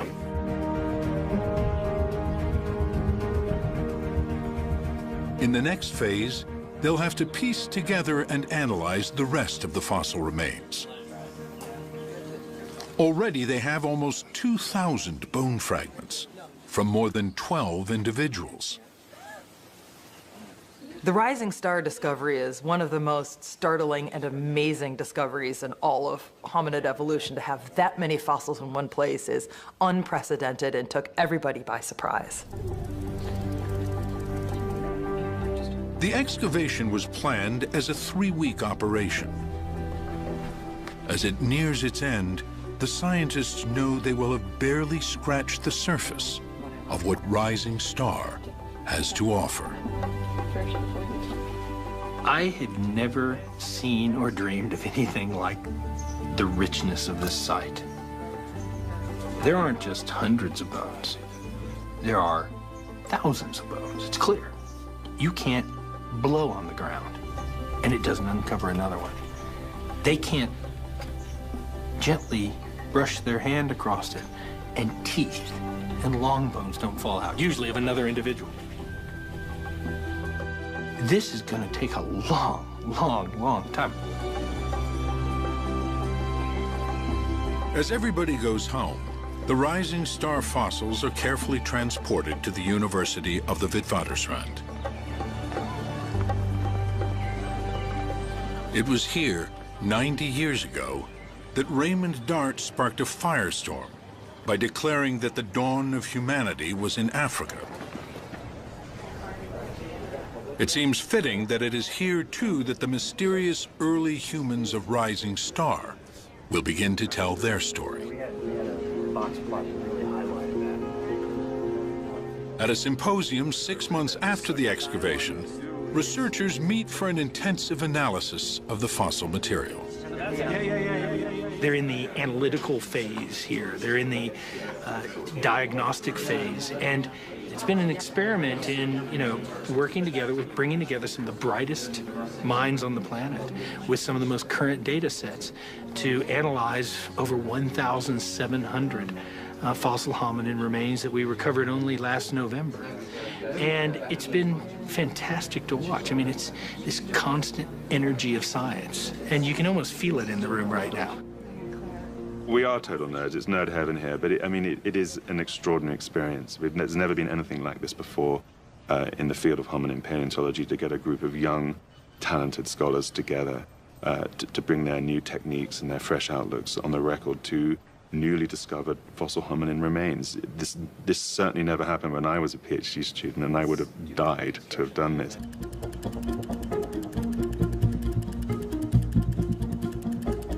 As the analysis goes on, the bones from the Rising Star cave are finally ready to be presented to the world. We've got a new species of early human in the genus Homo, and that's tremendously exciting. We've never had anything in that transition period between the late Australopiths and the earliest members of our genus in any kind of abundance, and boy, we have it in abundance now. To members of the team, the fossils suggest a creature unlike anything ever found before. We're looking at creatures that are human-like in their feet, human-like in their hands, human-like in their teeth. Everything that interacts directly with the environment is Homo.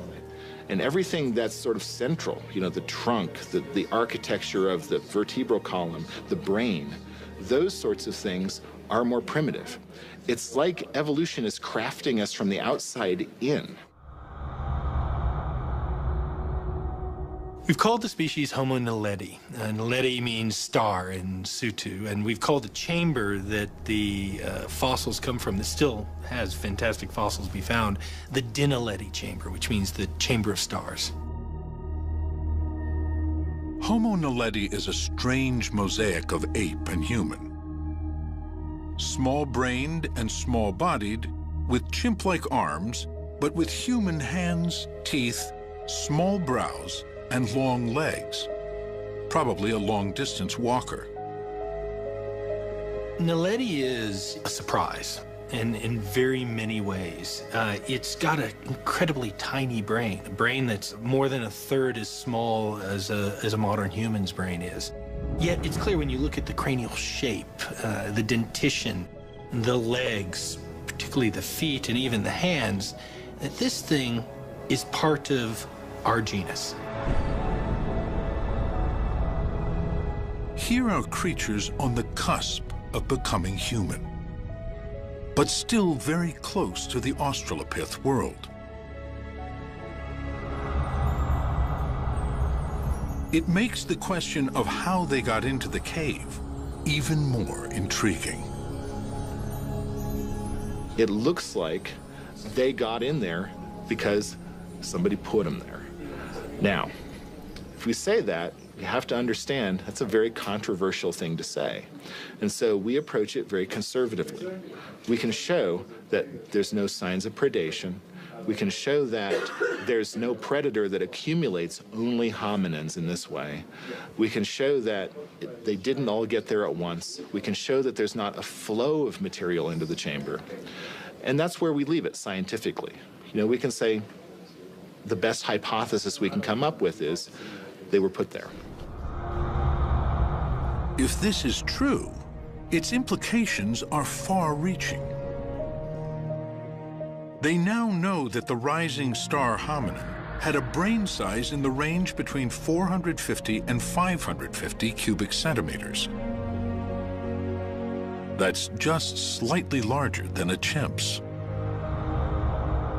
So if in fact the rising star hominins are purposefully disposing of their dead, we're talking about some small-brained hominins who are doing this, and that begins to change our thinking about sort of the cognitive attributes and the neural machinery that you need to engage in that kind of behavior. And that becomes really interesting. The accumulation of Homo naledi skeletons in the cave raises the type of big question that Raymond Dart wanted to answer. What type of creatures were our primitive ancestors? If the naledi skeletons have indeed been intentionally disposed of, some sort of burial, it would indicate already quite advanced social behavior. This fits with new ways of thinking about the transition from ape to human. Many scientists now believe that a key element of that transition was the growth of ever stronger cooperation and social bonds. Psychologist Michael Tomasello has spent a lifetime comparing the social behavior and capacities of chimpanzees and human children. Well, there's social and there's ultra-social, and all mammals are social to some degree. Great apes are especially social in the sense that they form long-term relationships with others and have bonding relationships with others, and they groom, they support each other in fights. So they're very highly social creatures. But a lot of it is organized around competition. So a lot of it is organized around coalitions to fight over food and so forth. And in humans, we, of course, haven't lost our selfish and competitive streak, but we've become so much more cooperative. Not perfectly cooperative, but much more cooperative. The fact that we can sit in an airplane with 300 or 400 individuals of breeding age that we aren't related to and not rip each other apart is a uniquely human character, and it was evolved on this landscape behind me because Africa is a harsh place, and we as early humans had to evolve cooperation in order to survive here. We didn't have big canines and sharp claws. We just had each other. Humans are the most highly social primates ever to walk the earth. We bond and form relationships far more complex than any other primate. So if the rising star chamber is indeed a burial, perhaps this would suggest that here at the dawn of humanity, those more complex social bonds had begun to take shape.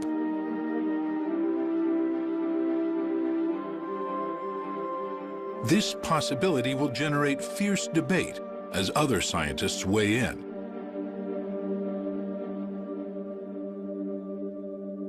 But how do these discoveries change the narrative of human evolution? There's an old refrain in paleoanthropology. You know, people always say, we need more fossils, we need more fossils, we need more fossils. But the fact of the matter is, more fossils just complicate the picture. One compelling question to be answered is, where do these new fossil ancestors fall on our family tree?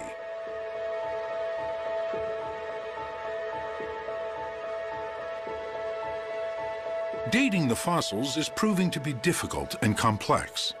It will take time. The thing that's hard about it is we don't know how old those fossils are.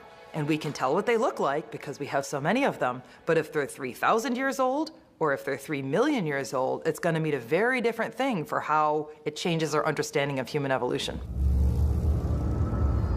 Because we have a date, things are a little clearer with the Malapa finds. At 1.97 million years old, most scientists believe Sediba is too late to be a direct ancestor of ours. Our genus Homo was already established by the time Sediba came along. But even if Sediba is not our direct ancestor, it does show there were many different types of primitive ancestors living together at the same time. Okay, yeah, keep on. The quality of the material that Lee is uncovering is really phenomenal.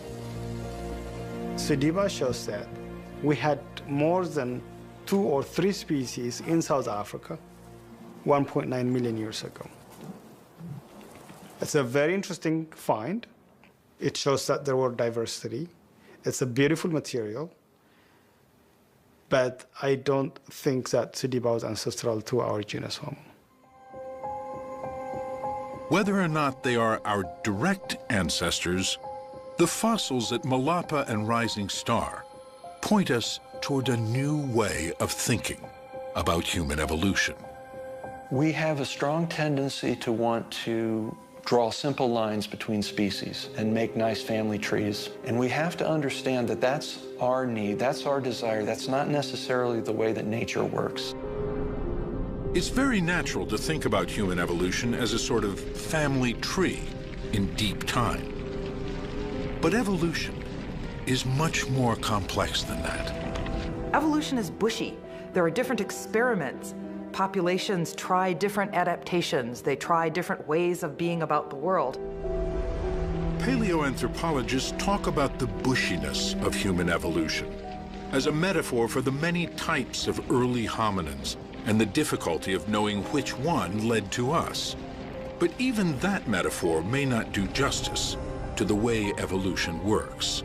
Nature is messy, nature is complicated, nature does not really respect our desire to put fossils into neat bins and to sort of name nice, neat species. Both Sediba and Naledi have a mosaic of Australopith and Homo features. They seem to show that at the dawn of humanity, there were multiple evolutionary experiments with small-bodied, small-brained, upright walking apes.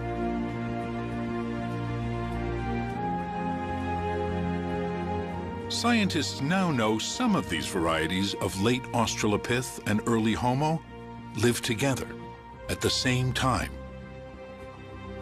And some of them may have been interbreeding. These aren't fully formed species, and there's a lot of interbreeding between these groups. Some adaptive features are evolving in one group, other adaptive features are evolving in other groups, and by interbreeding, those are coming together. And if that's the case, we may never be able to draw neat lines between any of these groups and later Homo. Perhaps now we need a new metaphor to help us understand our evolution, one that expresses better the dynamic and fluid nature of it. Now, perhaps the best metaphor is a braided stream. And that's brought on by discovery of these mosaic hominids like Naledi, Sediba, and others. They're showing us there's lots of experiments going on. Some of these evolutionary experiments died out. Others came together and interbred. The ebb and flow of genes through these groups was probably so complex that we may have to give up hope of discovering a simple linear evolution. So imagine in your mind a glacier in the top of a valley, and what happens is as it melts, it creates many, many rivulets, and some of them are large and some are small, and they all move off down the valley. And almost inevitably, at the end of that valley is going to be a lake, of which some, maybe the majority, but not all, are contributing to. I think we have to begin looking at these species we're finding as almost individual channels in a braided stream. It's clear they have something to do with the end population, and that's us, the billions of human beings alive today. But it's hard to tell which one's the most responsible for us being here. The new finds on the plains of South Africa are adding a vital new chapter to the story of our origins. The tantalizing gap in the fossil record at the beginning of our genus is being slowly filled in.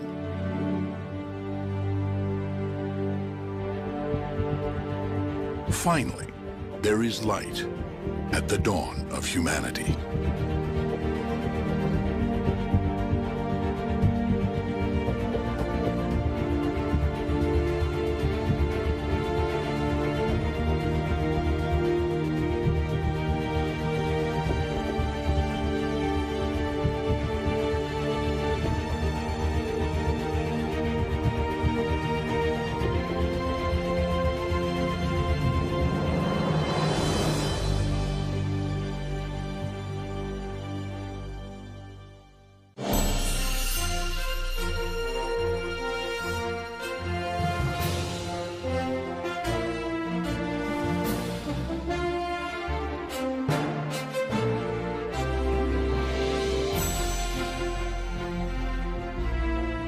This NOVA program is available on DVD. To order, visit shoppbs.org or call 1-800-PLAY-PBS. NOVA is also available for download on iTunes.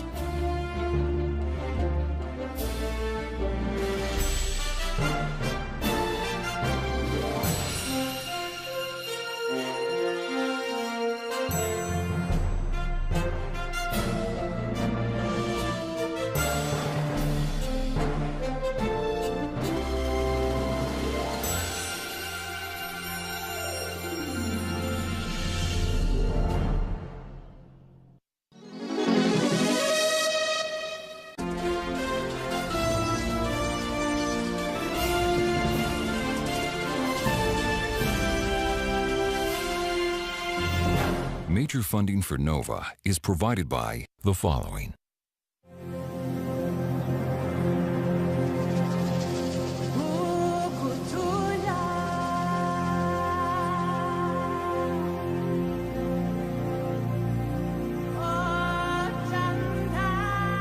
The high plains to the northwest of Johannesburg have been called the cradle of humankind.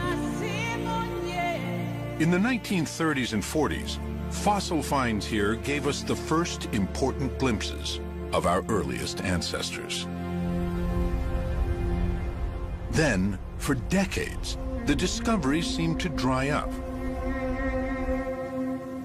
It looked like the cradle of humankind had little left to offer. Go get them. Good luck. Happy hunting.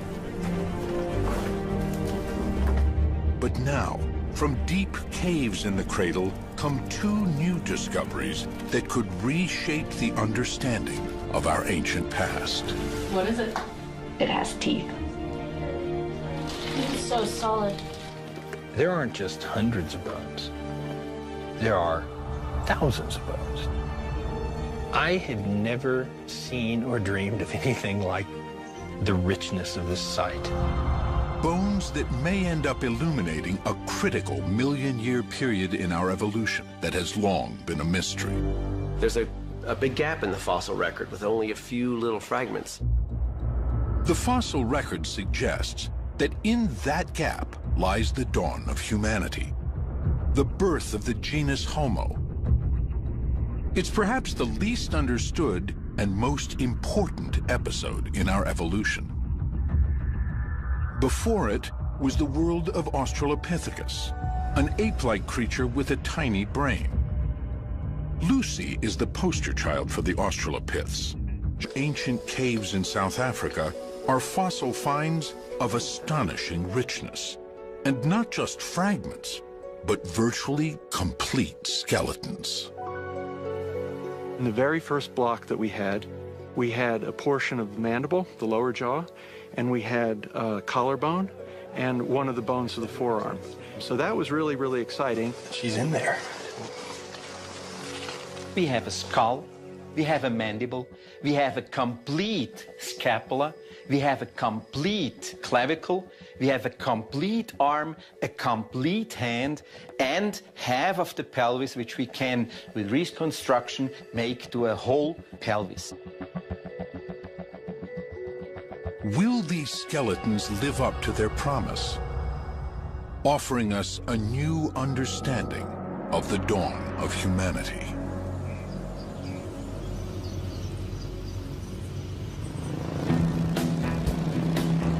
In August 2013, South African Pedro Boshoff was out of work.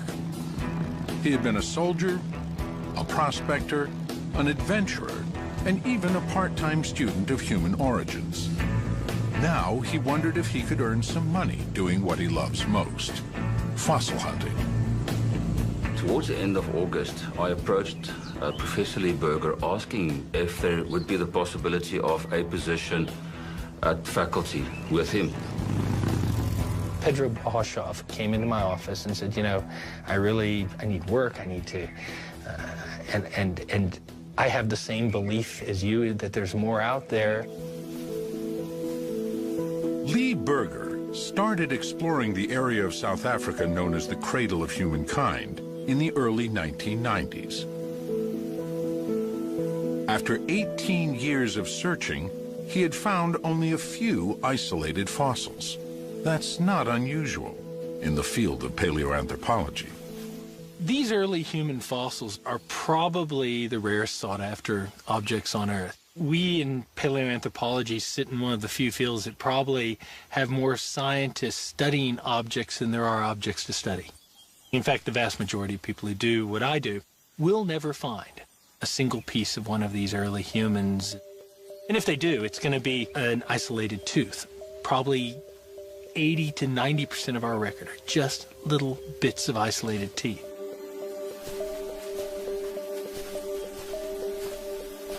Just to the northwest of Johannesburg, the cradle of humankind is riddled with limestone caves.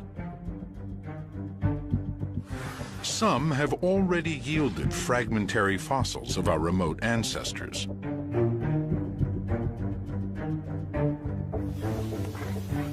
Lee was convinced there were more discoveries to be made. I'd known Pedro for 20 years. And I said, you know, go out there and list your caving buddies, get underground, and see if you can find something. And so I bought Pedro a motorcycle so he could move around out here. Basically, what he wanted me to do is to go through the cradle area, locating and finding fossils. So I sat, as I often do, on a rock, and I contemplated how I'm going to approach this. And then it dawned on me, I'm part of a caving society, having caved in this area for years. And in that, I found Rick and Stephen.